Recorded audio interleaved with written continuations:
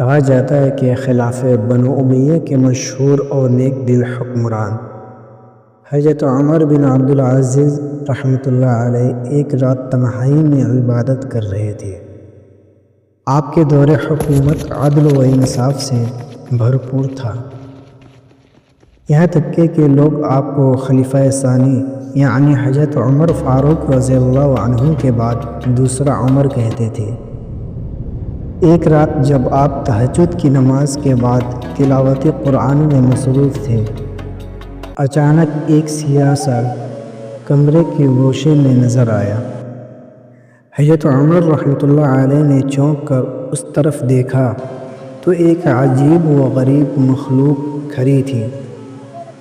وہ انسانوں جیسا لگ رہا تھا، مگر اس کی آنکھوں میں ایک غیر معمولی چمک تھی اور جسم سے ایک عجیب سی حرارت محسوس ہو رہی تھی۔ حضرت عمر بن عبدالعزیز رحمۃ اللہ علیہ نے نہایت سکون اور وقار سے فرمایا، کون ہو تم؟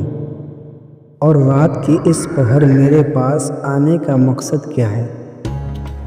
وہ بولا، اے خلیفۃ المسلمین، میں جنات میں سے ہوں، میرا نام صالح ہے، اللہ تعالیٰ نے مجھے تمہارے پاس ایک پیغام لے کے بھیجا ہے۔ حضرت عمر نے فرمایا، کیا پیغام ہے؟ جن نے کہا، اللہ تعالیٰ کی طرف سے تمہیں سلام ہے، اور وہ فرماتا ہے کہ تم نے جس طرح زمین پر عدل قائم کیا ہے، ہم جنات کی دنیا میں بھی تمہاری نیکیوں کا چرچا ہے، تمہارا نام وہاں بھی ذکر خیر سے لیا جاتا ہے، لیکن یاد رکھو خلافت ایک امانت ہے، تم پر ذمہ داری ہے کہ اپنے انجام کو ہمیشہ یاد رکھو، تم نے جو کچھ انصاف سے کیا وہ تمہارے میزان عمل میں بھاری ہوگا، لیکن اگر تم نے کبھی غرور کیا یا امانت میں خیانت کی تو حساب سخت ہوگا۔ یہ سن کر حضرت عمر بن عبدالعزیز رحمۃ اللہ علیہ کی آنکھوں میں آنسو آ گئے۔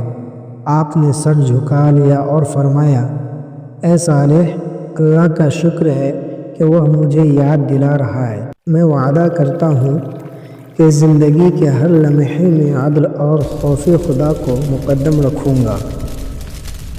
جن نے کہا، میرا کام ختم ہوا، میں اب لوٹتا ہوں، لیکن یاد رکھنا جو عدل تم زمین پر کر رہے ہو وہ آسمانوں پر بھی محسوس کیا جا رہا ہے۔ یہ کہہ کر وہ جن اچانک غائب ہو گیا۔ یہ واقعہ ہمیں یہ سکھاتا ہے کہ عدل، انصاف اور تقوی صرف انسانوں پر ہی اثر نہیں ڈالتی، بلکہ غیب کی مخلوق بھی اس سے متاثر ہوتی ہے۔ حضرت عمر بن عبدالعزیز رحمۃ اللہ علیہ جیسے حکمران نہ صرف دنیا کے لیے بلکہ آخرت کے لیے بھی ایک مثال ہے۔